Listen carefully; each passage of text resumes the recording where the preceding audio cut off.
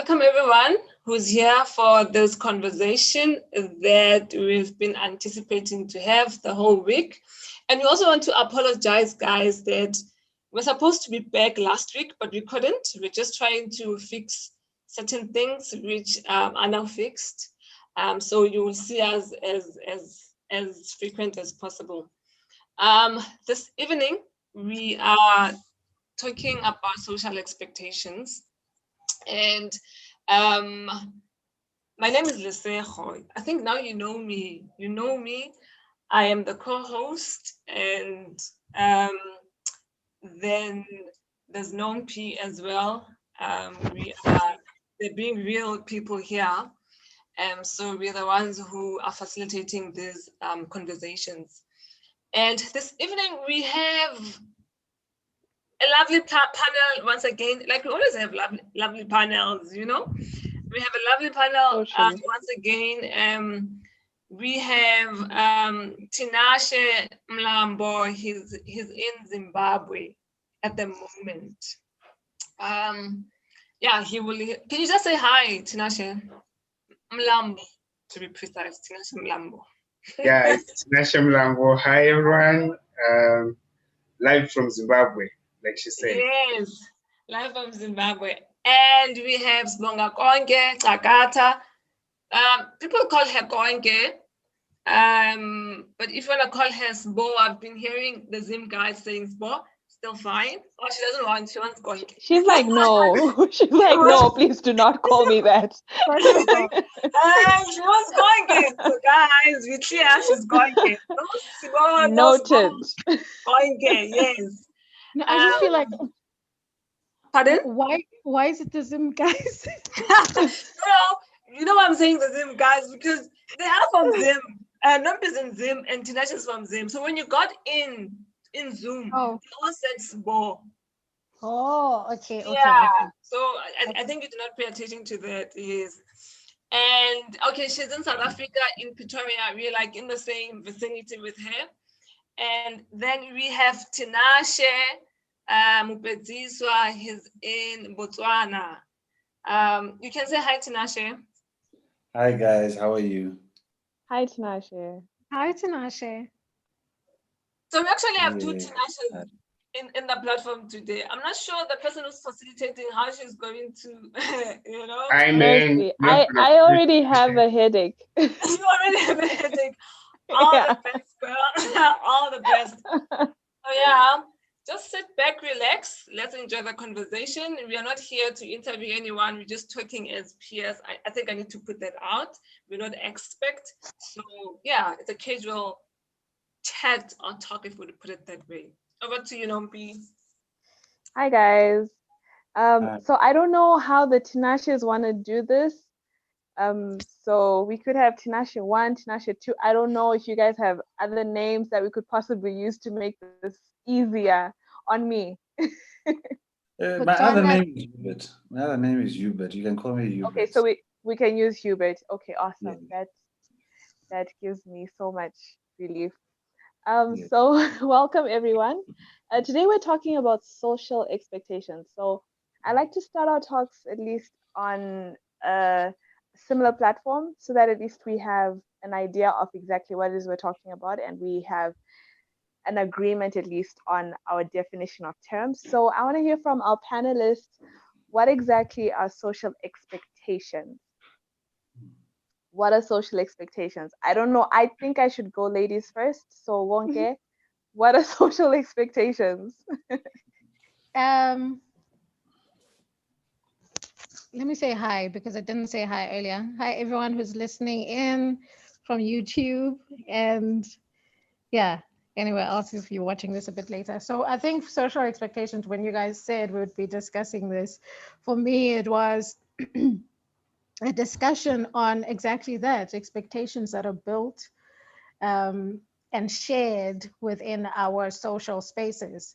So whether it be in the church community, in the work community, in the general society, you know, those unwritten expectations and those sometimes communicated expectations by people, you know, that end up making or guiding you and making you think that, okay, even for myself, this is the goal that I'm supposed to set. And yeah, that I think that is what I would describe as social expectations. Okay.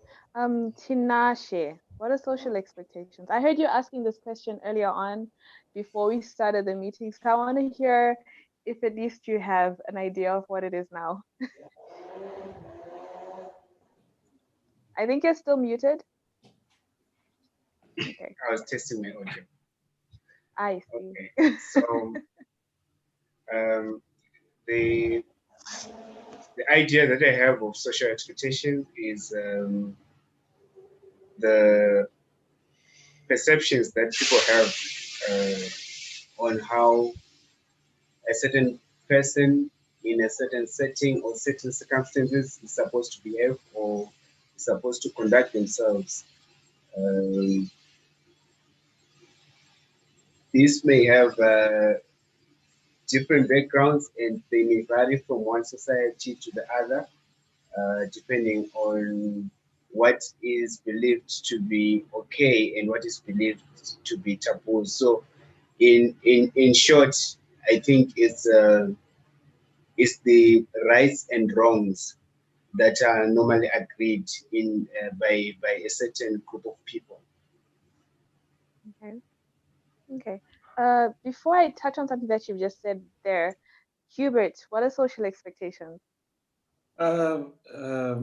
Well, social for me, I like to break words and try and simplify things. So for me, the first thing is social acknowledges that we are relational beings. We love to belong, you know, and so we exist in a realm where we want to be accepted, and the expectation now comes from what are the keys for you to get the belonging you need. I don't know if that makes sense. Yeah. So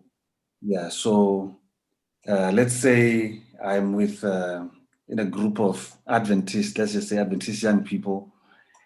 For me to belong, I need not ask for pork.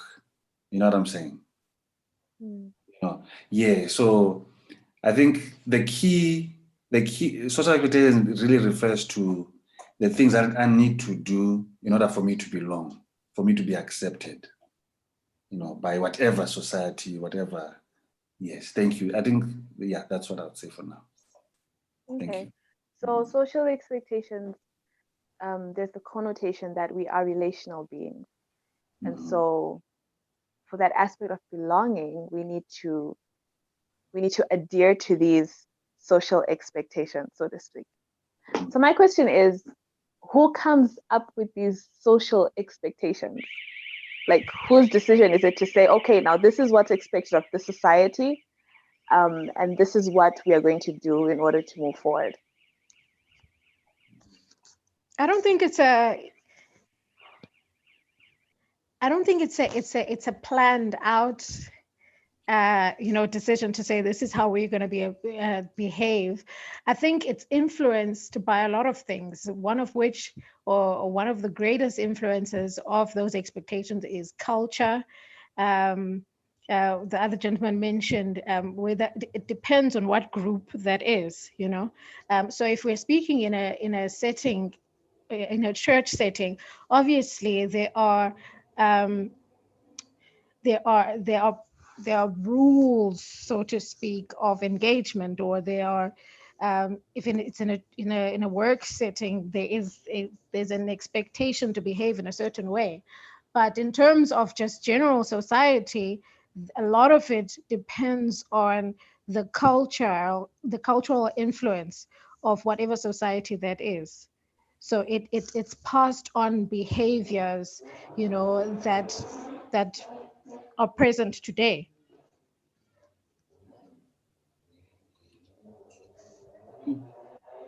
You're muted. I'm muted. I was saying, any other thoughts, guys? Or we're just all agreeing with what Konke is saying? Okay, so Yeah. for me, Uh-huh. we don't know. We can never Okay. know. But the definition of the word expectation, by the way, if you just Google it, it says a strong belief that something will happen. Okay. So I had a story of some soldiers. We used to stand on some foundation somewhere. It was a slab, and they would guard it. Every day, every day, every day. And later on, someone asked them, "But why are you doing this? Where did this come from?" And when they traced back, they realized that when the slab was wet, people used to step on it, and it used to mess up their shoes. And yeah, so we never know where these expectations come from. We never really know. But what we know is that we live in the realm of expectation. People see things happening and they expect those things to happen. Yeah, I'll pause there for now. Yeah, Les, you were gonna say something? I'm inclined to what Konke was saying, that expectations are influenced by culture, in a sense that, I'm just thinking of the first human beings here on Earth. They created a culture, even though perhaps they did not know that this is a culture type of a thing. And then that whatever that they did, it then was transferred to the next generation, which was their kids in this case. Then in a way, they expected these kids to act in what they had developed or created. I don't know if I'm making sense. So I think that social expectations are coming from a cultural perspective. Doesn't matter what the culture is or how it was created, but it is from, like, what I'm trying to say is that human beings, naturally they develop cultures. It's something that comes out of them.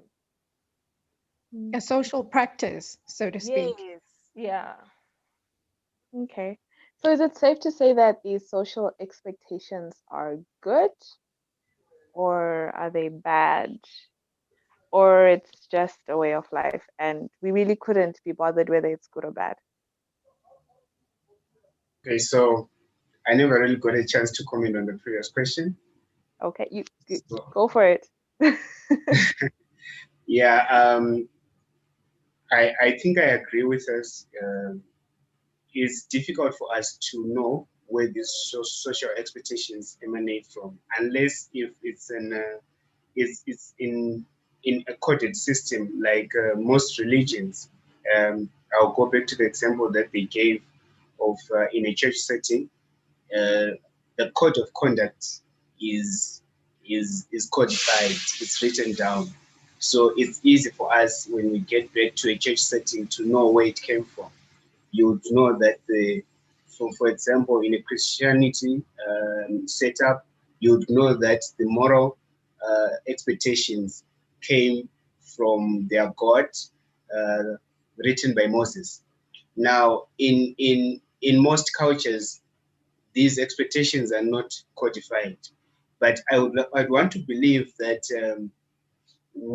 though we would not be able to know who exactly put them or set them in motion, we may know how they came about. I think they emanate from the desire within every human being to become better. So what generally is perceived to be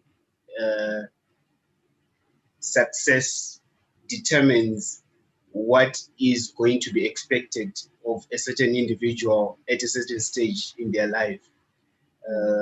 So you'd find that if one person is perceived to be successful, you would all desire to be like Tinashe, if Tinashe is successful. In my country, in my home country, everyone would like to be associated with a Strive Masiwa, for example. And people are generally attracted to success. They don't care what your field is. As long as you're good at what you're doing, people are attracted to that, and they tend to follow and they tend to believe in that person. To such an extent that even when you are successful in field A, you can actually become an authority in field B and C.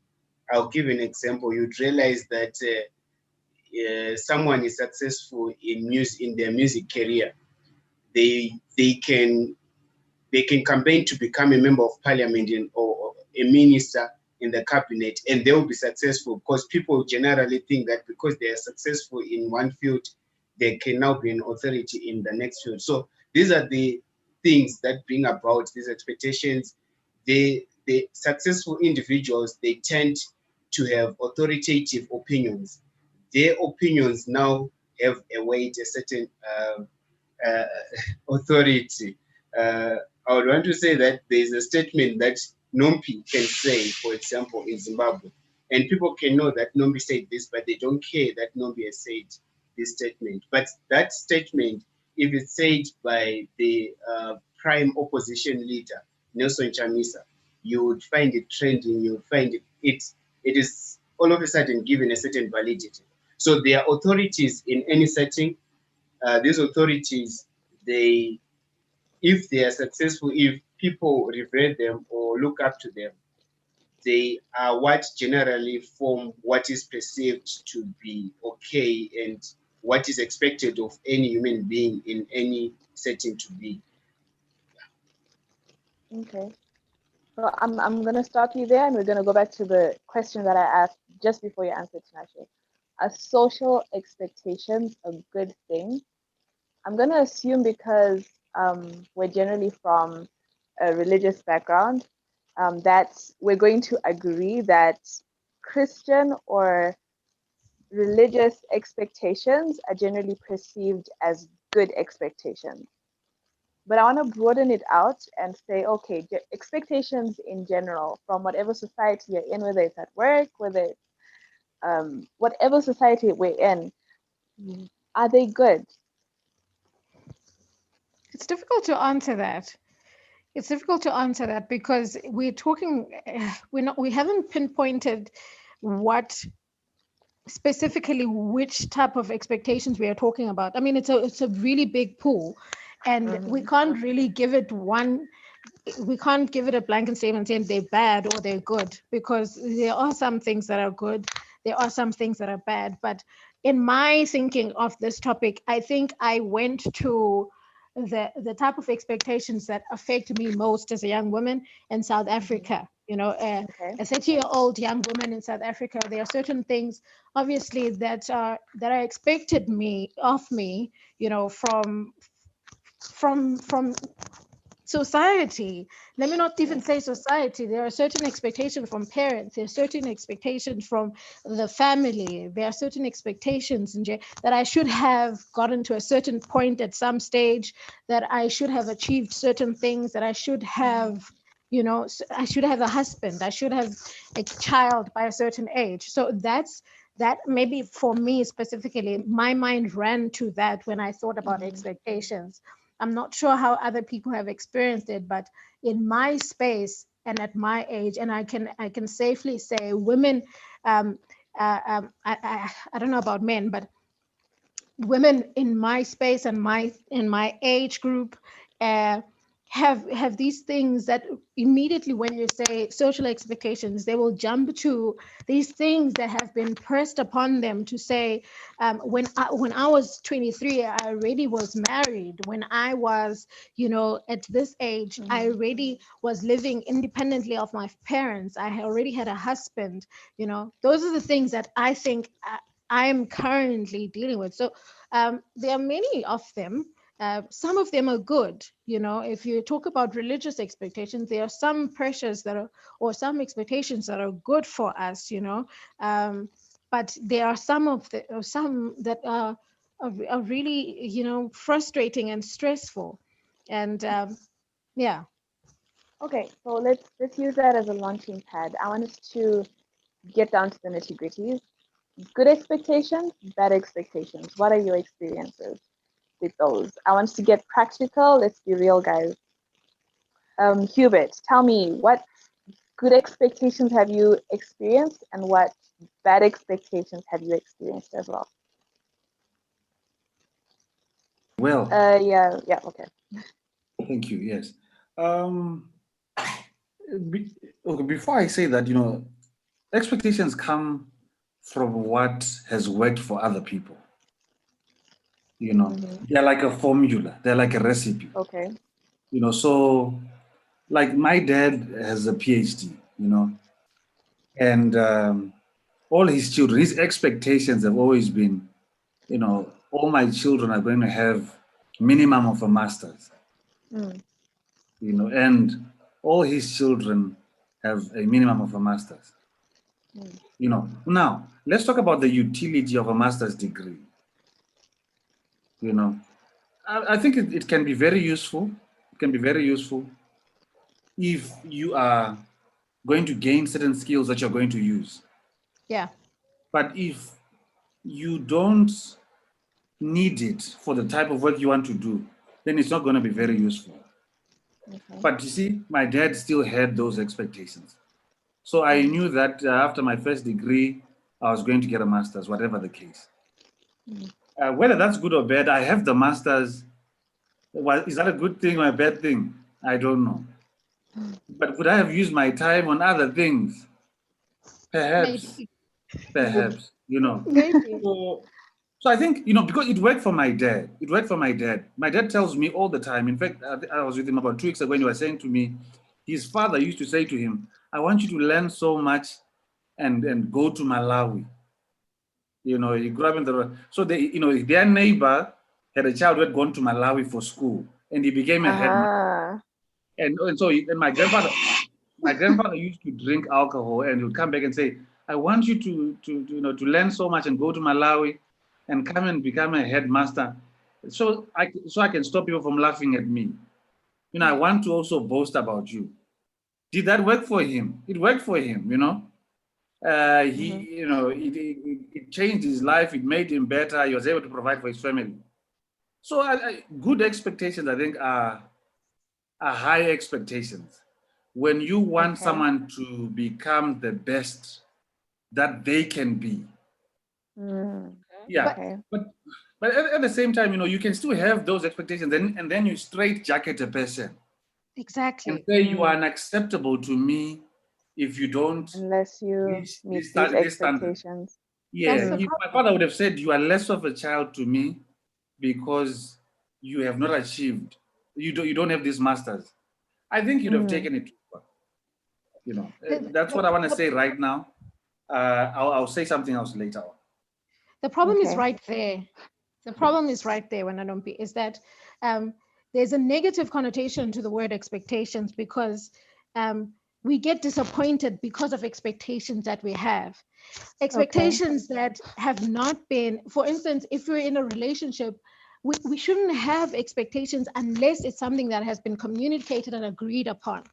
And the problem is that when parents, for instance, have expectations that have nothing to do with me, that have nothing to do with my journey, it encloses me into what your idea of what my life should be. That closes me off to anything that I would like for my life. It's like how people expected at some point that success was defined as a teacher, a doctor, a nurse, and whatever. So anything outside of that is taboo and it's unacceptable. So there's no space for me to explore who I can be. There's no space for me to actually explore what God can do with me outside of our minds and our thinking and our experience, because our experience is quite limited, right? Where our parents come from is quite limited to a certain extent. Where we are as well will be limited for the next generation. But when we have expectations on certain people based on what culture has informed us based on also the projection of our lives onto other people, there the problem starts, because now this Okay. person, you're going to frustrate them because you've got this idea that you're sure that, but why aren't you in line with what has worked for me? And you should be, so that's where the problem starts. Can I Okay. comment? So yeah, sure. Go for it before I. So I think social expectations are good only when they are realistic. So Okay. there's nothing wrong to have social expectations, like Ukoinke was saying, because we're different. We're different like that, and we have different aspirations. Is this expectation, if I'm your child, realistic for me as your child? As I've mentioned, we need to teach us differently. Like Tinashe was saying, and Hubert was saying, that the father expected the masters. What if he wanted to be an artist? Type of a thing. So now the expectation for him is not realistic. But if you're going to treat us as individuals and realize who we are as individuals, then I think the expectations are good in that sense because they're going to be realistic. Okay. So what's the place of social expectations in our lives then? Like, what place do they have? Because I'm getting two sides of the spectrum. One is that social expectations are not entirely bad. They're actually good, because if social expectations are going to push you to be a better person, then that's fine. But the problem becomes when we are infringing expectations and placing it as, this is what is expected, live up to it, or you are less of a person. So what place do we put them in our lives? Like, how far should they go?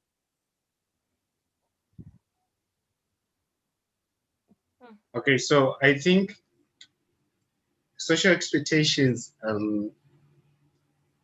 can be good, like we're saying, and the place is what makes it possible for us as the human race to have continual improvement.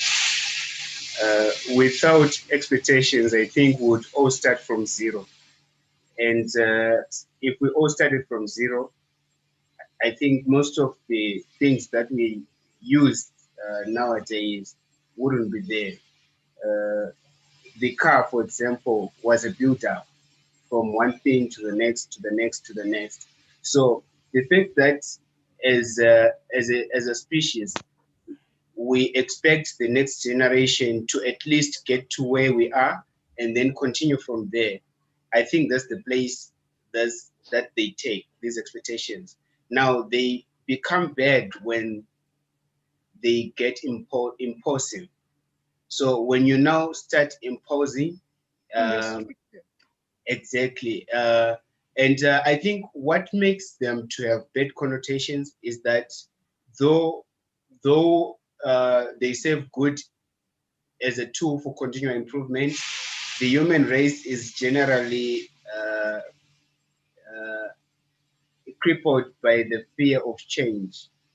Okay. So, for example, there's someone who believes so much that something else could work. If it has not been done before, success has never been done out of the realm of masters and PhD before. Yeah. I have not seen it, and by virtue of me having been here before you, I've been guiding you all along. I will be a bit skeptical when you tell me, no, I want to try music. So I think their place is continual improvement, building from one step to the next so that we continuously become better. Because I'm sure your father will be happier if you become better than he is. If he sees you affording your own children, a better lifestyle than he afforded you, he would better be sold. Now, when he sees you not affording them the lifestyle that he afforded you, it becomes a bit challenging. They may not say it, but they would be a bit disappointed in us as children. Though outrightly, before you do your own game, before you show him your own grinds, he would think that if you don't get to PhD level, you wouldn't have done better than he did. But if you believe so much in whatever you're trying to show him that he has not seen before, for example, music, and you work on music so much until you show him that though you did not achieve the PhD, ultimately you were good at what you were doing, he will then it will cover up for you not having met his expectations that he had initially. Can I comment on that? I have a bit of a problem with that. I agree to some extent that yes, our parents should allow us the space to venture into our own journeys. However, I do have a problem with the idea of having to prove myself to someone. Yes, I'm a believer in making our parents proud, but to what extent do you do that? I don't believe that anyone should have the pressure of having to prove themselves that even though what I'm doing is different than what you have recommended, let me prove to you so that you can be happy and be proud. I think we ought to take the advice of parents respectfully so. However, we are to allow ourselves, in consultation with God, to guide us through what our unique plan for our lives or what God's unique plan for my life is. And if sometimes life is very hard and that is not happening as I would, the only thing that I feel like parents should be and society should be encouraging is that each man must give 100% of themselves into whatever effort they're putting into. Right. So if it's music and I want to be an artist, my parents should say, these are the pros and the cons of what you are choosing. This is what I would recommend to you because of A, B, and C.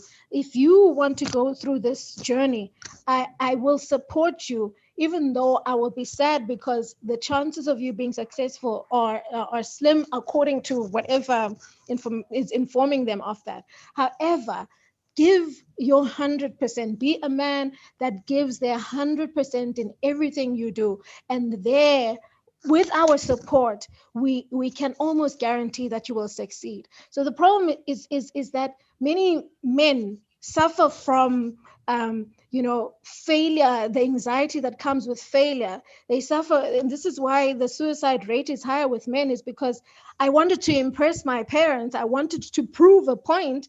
And when that didn't work at a certain time, when I reached 35 and I'm expected to be a man to someone, and then they feel like I've failed.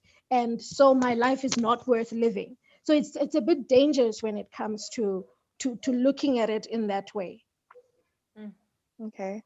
That's an interesting thought, but I'm wondering, how do we get society to that point where it's not a question of meet these particular expectations, but it's now a question of do your best, succeed at what you want to do? How do we get society to that place? Is it even a possibility? Are we just building castles in the sky right now? Okay. Can I respond to that? Yes, please. Yeah, we need to know our society. My dad tells me that after he graduated, the first thing that he did before he built himself a house and all of that, he needed to build his parents a house. It was expected of him to give back. And, he would take care of his relatives. I think they were staying, I don't know how many they were, but more than 10 in a room, because he was in the capital city now. And all these guys from the rural areas would come to stay with him. So the question is, if the question is, can we change society? Some of the expectations, because now my dad would expect, it was expected of him. So it was expected of him to take care of his people.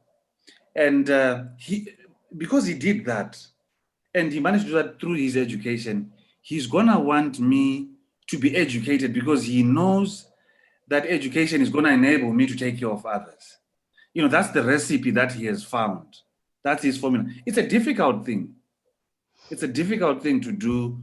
You just have to trust in God and pursue the assignment that God has given you. I don't think I can change because if you are a good cook and you cook so well, let's say pap and beans, you cook them somehow, using your own recipe, unique recipe, and it works well and everyone celebrates that. Then I come and say, hey, I want to try pap and beans, but I'm going to do it this other way. You are going to be skeptical. So I don't think it's our place to change society. I think our role is to be passionate about our assignment enough to drown out the noises of the society, which is trying to protect us. Even right now, I'm 5 years now in business. I still get emails from my dad. Hey, there's a PhD opportunity there. You can get. I may never let it go, pups. Let it go. Yeah. I may never prove to him. But the truth is, and he loves me. He wants to protect me because he has a recipe which works. You understand? And I'm there rebelling against what has worked for him. Yeah. So I don't think it's our place to baptize the whole world. I don't think it's our place to change everyone. We just need to do our work, and that's it. I'll pause there for now. Okay, Bonke, I see you agreeing strongly to that point. Now, I want to ask this question. How do we do that practically? Okay. Because in as much as, it sounds nice. What you're saying, Hubert, it sounds really nice. But practically, how do I get to a point where I am able to drown out society? What are the practical steps to doing that? Okay, before I get to that, let me highlight so that it can be maybe someone sitting at home. I don't know what the society in Zimbabwe, how it is structured, and I don't know how the society in Botswana is structured, but I can give you an idea of South Africa and what young people my age are facing. Men are expected to achieve. Men are expected to reach, certain levels financially, especially by certain ages. So men are struggling with that. Men are struggling with being accepted. They need to, their acceptance as human beings starts with what they have achieved before they can be accepted. Okay, so that is the struggle that is currently the biggest thing. You'll see them on social media, complaining that women, not just parents, now we're extending it a bit. Women have expectations for men. So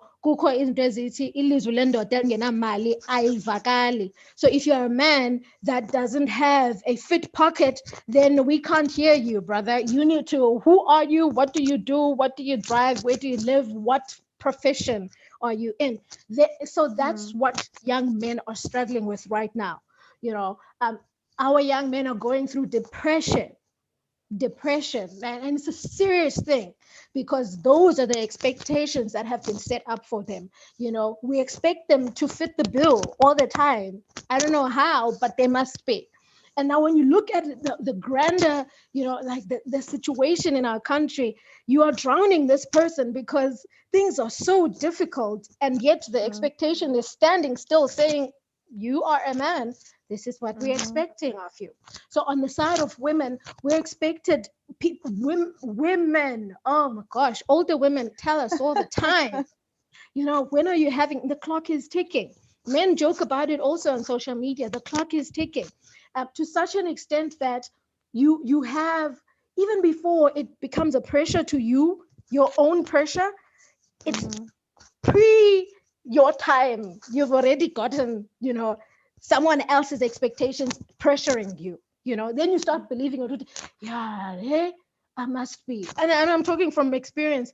I've never had a problem with not having a child at this age. I've never had a problem with not being married, but the voices are so loud and so frequently, passed on to me that I started thinking, maybe I should be panicking, maybe I should be looking at making sure that I'm in a relationship that's leading to marriage because time is passing out, and then we go into this panic.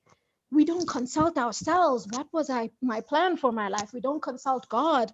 Where did you want me to be? How can I walk with him towards where my plan was? Now, coming back to your question, what is the solution? The first three things. The first thing is for us to have these discussions that we are having right now, right? Social media, I've learned, has an incredible way of slowly changing the narrative. Slowly. Okay. You talk about men or fathers present in their children's lives. It was a big problem at some stage, but now it's changing slowly because we see examples of present fathers who are being idolized on Facebook, influencers that are changing that narrative. And it's a beautiful thing to see. I mean, social media has a lot of negative, aspects to it, but when it comes to this influencing change, we can take advantage of that. We can spread the conversation. We can spread the expectations that don't talk to me about how my body is supposed to look like, don't have the expectations of when I'm supposed to have a baby and when allow people the time to be who they're supposed to be. The second thing that we can do is, lately or recently, I read something that really had an impact on me. It said, be the person that you needed. And that is very important because we complain a lot about social expectations. We complain about everything. We complain about haters. We complain about everything. But when you come to ask yourself the question, who is the society that's putting pressure on people? Who is the person that's expecting these things from men? Who are these people? It's us. We are the society. We are those people, So we need to be the people that we need. We need to be the people that are protective of the next person because we needed someone to be protected of me as well, So we need to change in that way. We need to show people around us how we should be treated, and they must learn from us. We can't change the world, but we can change ourselves and influence those around us. And lastly, be aware of who you are. And this is why I was agreeing so much with you, but we can't change the world. The quickest step towards changing the world is in changing ourselves. Be aware of who you are so that when someone comes to you and say, oh my gosh, you've gained so much weight, I can say, no, I know how much I weigh. I've seen myself, because sometimes, someone comes to you and it's a real problem for me personally. Someone will come to you and be like, oh my word, you've gained so much weight. And because I haven't looked at myself and been aware of myself, I'd think, oh my word, I must be looking like this blob, So I go into this, oh my word, I must be looking. But if I'm aware of myself, I am conscious. Now, that goes also in a small example like that. That's just a silly example of weight gain, but it does affect some people. But also it goes into knowing yourself means that you can be the master of your life. You can be the master. And I always say, and I will continue to say, in consultation with the Lord, right? Knowing yourself, this is who I am. This is where I come from. This is my plan for my life. This is my journey. This is what I want to achieve. So when someone speaks and when someone projects their expectations for you, you match that up with what you are aware of yourself, and then you know which to allocate to the trash and which to make use of. Because some expectations are good, they're positive. Sometimes people wish us well, so they will inquire casually, okay, so what is happening? Maybe they don't phrase it in the way that they should, but some things we can make use of, but some things can be allocated to the trash. But the only way we can know that is when we have a plan for our lives, when we are aware of where I come from. Usmanga Konke is content with this, Usmanga Konke is heading for that, and this is the journey that I am taking. And so that's how I think we can practically change the negative sting of expectations. Okay, wow, that was a mouthful, and thank you for that. I liked one point that you said was being self-aware, because I think sometimes as young people, as not just young people, but just people in general, we're not self-aware. So when these social expectations come, you don't even know what it is that you're supposed to be doing. So it's easy to just align yourself to that, and then by the time you get to the end of the road, you're like, wait, what was I doing? I know so many people that have gone to university, done a program, and years later, after they're done, they're like, okay, this was not what I needed to be doing. What I actually needed to be doing was something else. And it's that whole aspect of being self-aware that I think is very important, and being in line with God's will for our lives as well. Tinashe, I don't know if you have anything to add on to that about how we can deal with social expectations in today's world. Okay, so generally, I think I agree with all of us what we're saying. Uh, though I would want to differ a bit and say, in as much as we can think that we cannot change the common worldview, I personally believe that it can change because expectations are dynamic. Um, go 40 years ago, people were expected to behave differently. The expectations were different. Why it changed is because of some reasons. And if we can look at the reasons why expectations changed from where they were to how they are now, we can uh, find a way of changing. One is what you have said, Konge, that the discussions that we have, they awaken people, because some of the things people just adhere because they've never really given it much thought. Then the other thing is people, like I've said earlier, are attracted to success. The reason why people are expected to behave in a certain way is because it has worked before. So if you decide you are going to be yourself, and like you've said, you know whose approval you are looking for, you work on it so much, even if you don't out succeed everyone, people tend to believe in you when they see that it works. The challenge that we have is when you imagine something before it is, you cannot impose it, or you cannot make other people to imagine it the way you're imagining it. So you see one way and you know that it works, you believe in it so much. The moment you want to communicate it, it can never be as clear to everyone else as it is in your own mind. So the best way of making people see through your worldview is to demonstrate to them, show them that it works. At times, it may not uh, completely work out for you, but people will see that it works. And someone may actually pick it from where you left off.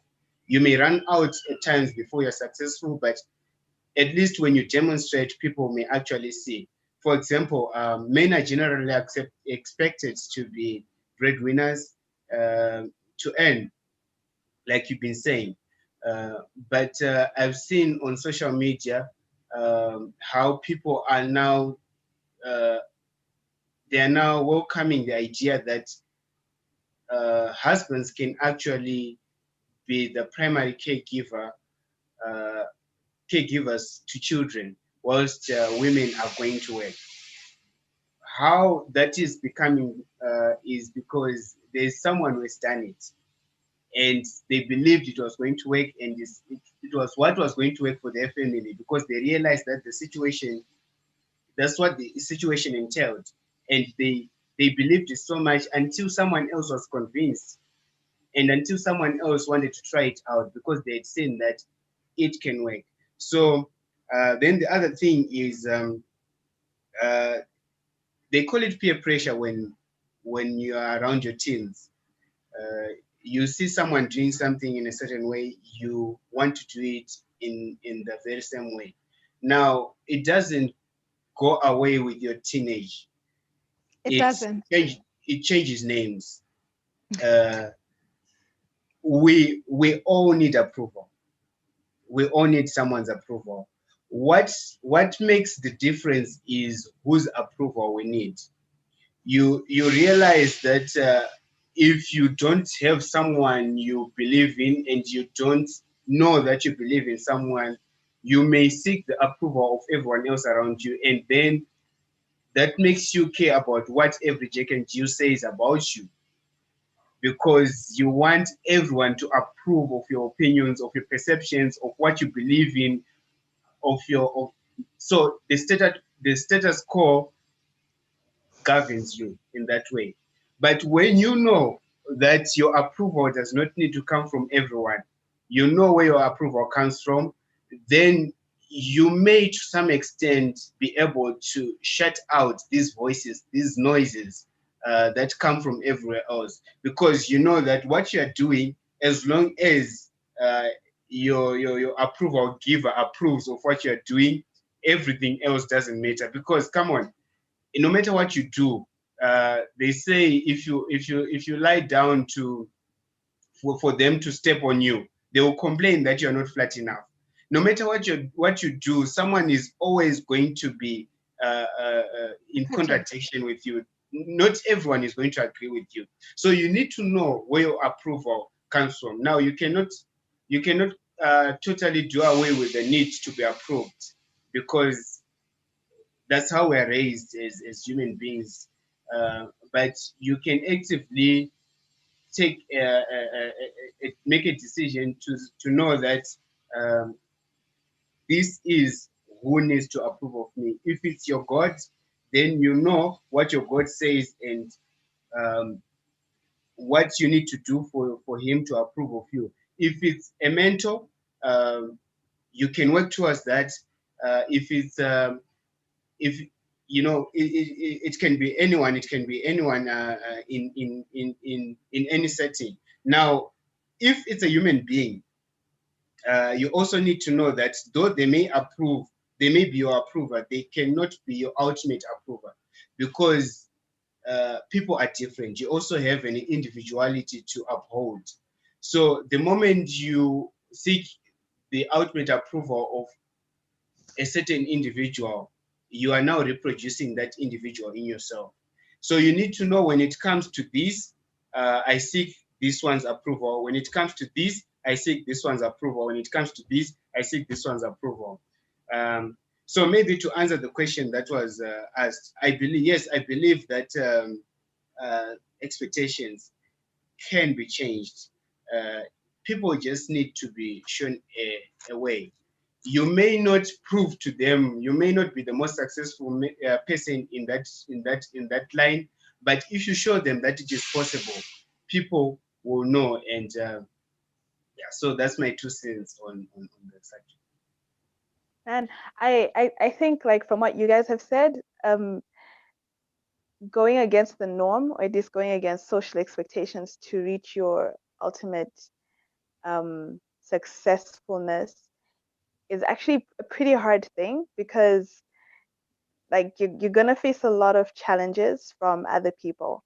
You're gonna face a lot of possibly people are not going to like what you're doing. You know, for example, you decide to start a business instead of going to do your PhD like Hubert. You know, there's going to be a lot of friction that you're going to face. But how do you? I'm going to ask you, Hubert. How do you deal with that, and how are you coping with all that? Yeah. My response to that would be, actually, the joy. I'm not taking chances with business. I actually love it. I enjoy it. You know, my wife is my partner. You know, she has different strengths than me, so you know, she complements me. I start the businesses, she runs them.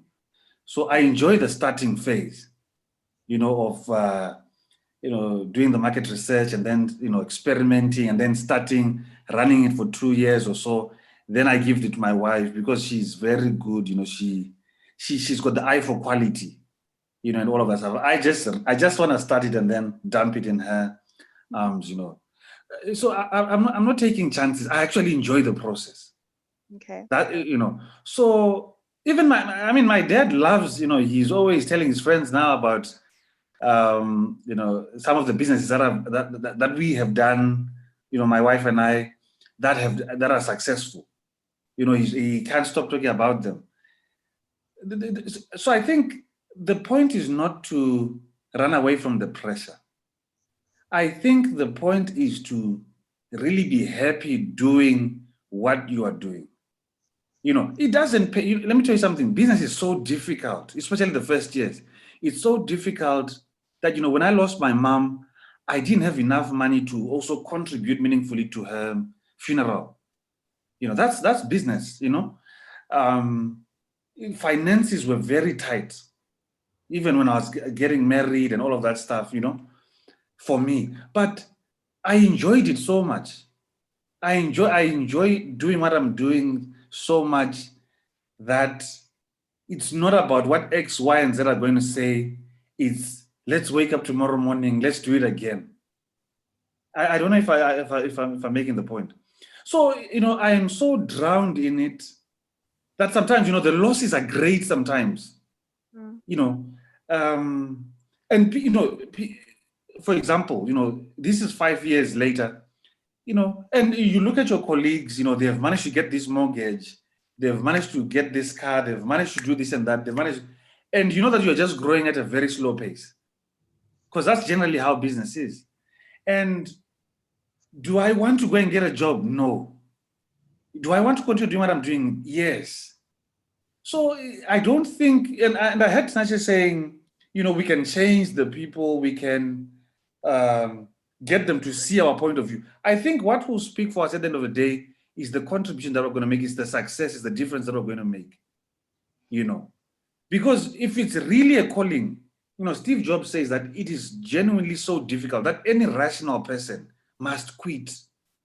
Think about, not having money to bury your mom, and God forbid, I don't want anyone's mom to pass away. I'm just talking about my own experience, Think about not having enough money to bury your mom.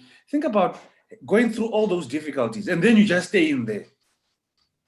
You genuinely, if I was doing it because everyone's talking about entrepreneurship now, to be honest with you, I would have quit.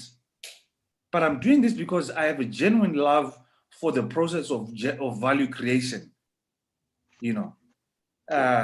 I can't really, I'll talk too much, and I don't want to do that, but I hope you get the point. So the point is not for me to say, hey guys, look at me, I've done this. The point is, I love this so much. It's like there's a guy I know, he's an elder at my church, he's called Kwale Lemtlop. He sings in about 4 singing groups. And I've said to myself, this is a guy who is living his life through music. He also does this and that for a living. But if these guys say, come and sing with us, he say, okay, fine. He's in that group, and then that group, and then that group. So to him, it's not about social expectations. I think it's about the love of what you are doing. So I think let us know your lane, stay in your lane, and enjoy your life. Okay. You may not have monetary returns or anything to show for it.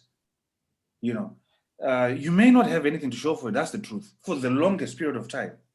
But that's okay if you're in your lane and if you're doing your best and if you're enjoying your life. I'll pause there. Thank you for that. I liked that, doing something that you're passionate about and sticking to it. Wow, that's beautiful. Wonke, can you give me a comment on that? How do we deal with the social pressures of social expectations?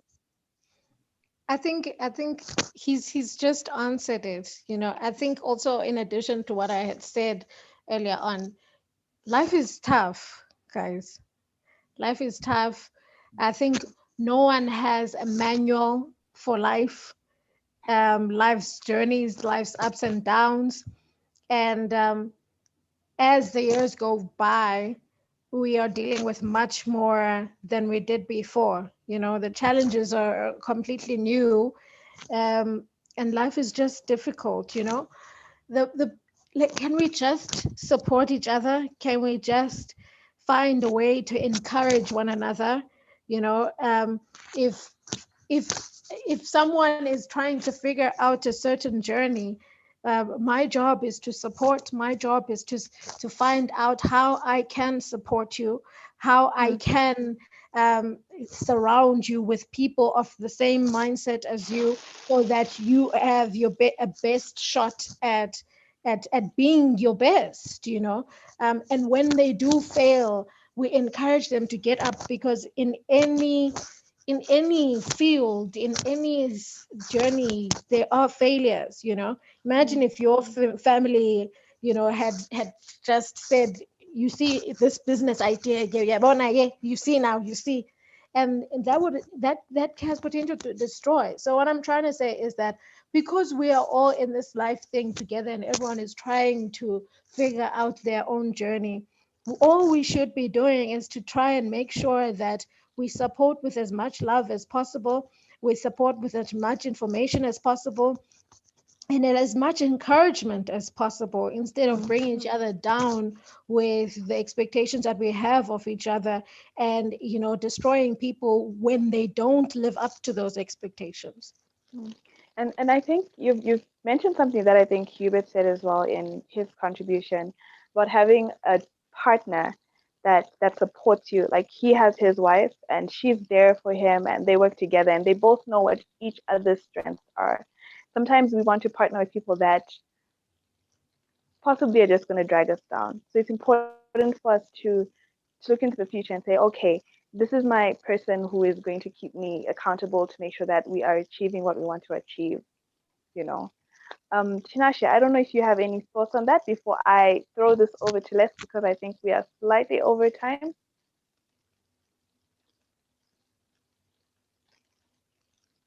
Tinashe?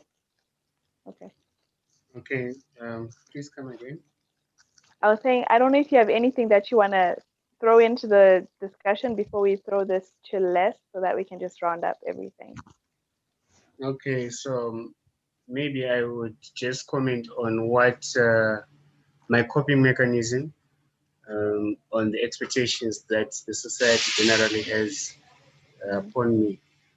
Uh, there's a there's a time I made a statement which talked about how people can be grouped into two. Those who determine how perceptions are made, and those who follow perceptions. So after then, I then decided that if I see something and I believe it's going to work, I'm going to be a pace setter rather than a trend follower. Why? Because when I want to do something, I I probably have a vision, and the fact that I'm the one with the vision, and the next person doesn't have it, it means no matter how much I may try to explain it or break it down so that they understand it, they don't have the vision. I'm the one who has it. So if I want their approval, they are going to tell me every reason why it's not going to work. Uh, but because I see it possible, it's my duty to show them that it is possible, and then they can follow me. So I think when you have a way in which you want to walk in, um, for me, the coping mechanism has been that whenever I face challenges of people not believing enough in what I believe in, I I show you the way because I see it possible. I become the leader in that respect. That's all I have. Okay. Okay. Thank you so much. I'm just going to say thank you to everyone. Thank you, Tinashe. Thank you, Hubert. Thank you, Gonke, for joining us today for this conversation. I've learned quite a lot from you guys. And I hope that our viewers at home have learned a lot as well. And I'm just going to throw this to Les to just finish everything up. Okay. Yeah, thank you guys for a beautiful conversation. I think we need to have a part two of this. I agree. Yeah, we have to have a part two There's of still this. so much. Yeah, just that we're looking at time and we don't want it to be that too long, type of a thing. Mm. So next time we're gonna have, yeah, like the viewers at home, wherever, we're gonna have part two. Guys, just prepare yourself for the next session. We want to thank everyone for watching, wherever, taking time out. We know people are busy Sunday, tomorrow people are going to work, having put aside an hour to come and watch. Is it watch or listen? Whatever it is, Yeah. we're really grateful for your time. Please just do the right thing. Subscribe on YouTube and follow us on Facebook. And what else? Is it follow? Yeah, it's follow. Yes, This follow on as Instagram well, as well. and follow us as well on Instagram. Mm. We will be on next week. We'll just look out for the posters, Instagram, Facebook, what we'll be talking about next week. Have a good night. Peace out. Bye.